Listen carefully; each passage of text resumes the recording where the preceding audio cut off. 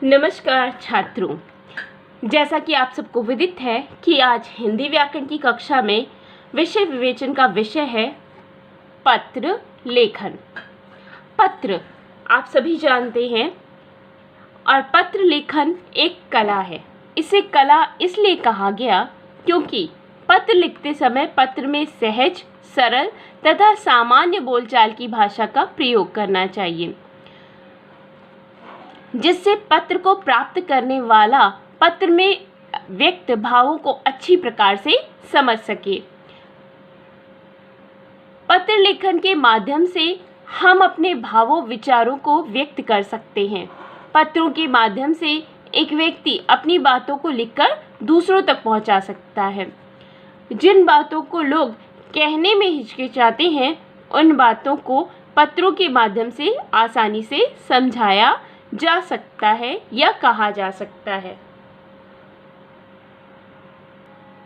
बच्चों, प्रश्न उठता है कि पत्र की आवश्यकता क्यों है? दूर रहने वाले अपने संबंधियों अथवा मित्रों की कुशलता जानने के लिए और अपनी कुशलता का समाचार देने के लिए पत्र लिखे जाते हैं। जो व्यक्ति हमसे दूर रहते हैं और अपने संबंधियों या मित्र उनकी कुशलता यानी वेलबींग जानने के लिए और हम अपनी कुशलता का समाचार देने के लिए पत्र लिखते हैं। आजकल हमारे पास बातचीत करने के लिए, हालचाल जानने के लिए अनेक आधुनिक साधन उपलब्ध हैं, जैसे टेलीफोन, मोबाइल फ़ोन, ईमेल आदि। हम सभी के पास टेलीफोन भी है, मोबाइल फ़ोन भी है और ईमेल भी है, जिसके माध्यम से हम अपने इष्टजनों को अपने बारे में, अपनी कुशलता के बारे में सूचित कर सकते हैं। प्रश्न यह उठता है कि फिर भी पत्र लेखन सीखना क्यों आवश्यक है? पत्र लिखना महत्वपूर्ण ही नहीं, अत्यंत आवश्यक भी है। फ़ोन आदि पर बातचीत अस्थायी होती है। इसके विपरीत लिखित दस्तावेज यानी लिखित रूप में जो कागज होते हैं, स्थायी रूप ले लेता है। उदाहरण, जब आप विद्यालय नहीं जा पाते तब अवकाश के लिए प्रार्थना पत्र लिखना पड़ता है। यानी बच्चों, पत्र लिखना अत्यंत अनिवार्य है। तो अब बात आते हैं पत्रों के प्रकार पे। मुख्य रूप से पत्रों को निम्नलिखित दो वर्गों में विभाजित किया जा सकता है। पहला औपचारिक पत्र, दूसरा अनौपचारिक पत्र।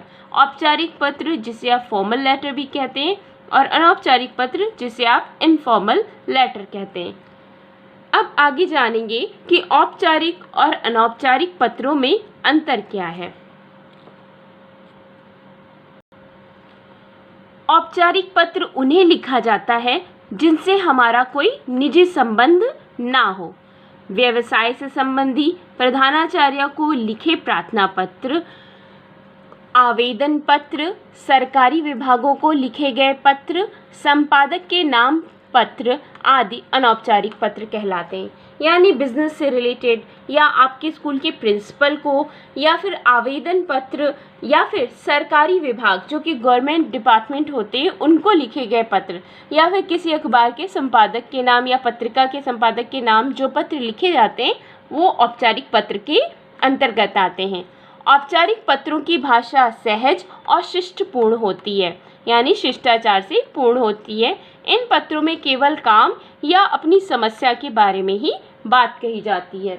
बच्चों, औपचारिक पत्रों की भाषा अत्यंत सटीक शब्दों में अगर मैं सारांश रूप में आपसे कहूँ तो औपचारिक पत्र लिखते समय हमें अवश्य ध्यान रखना चाहिए कि हमें अत्यंत सटीक और सूक्ष्म कम शब्दों में अपनी बात पद पर बैठे व्यक्ति को बता देनी होती है। अब आते हैं अनौपचारिक पत्र जिसे हम इनफॉर्मल लेटर भी कहते हैं। अनौपचारिक पत्र उन लोगों को लिखा जाता है जिनसे हमारा व्यक्तिगत संबंध रहता है, यानी हमारा पर्सनल रिलेशन होता है।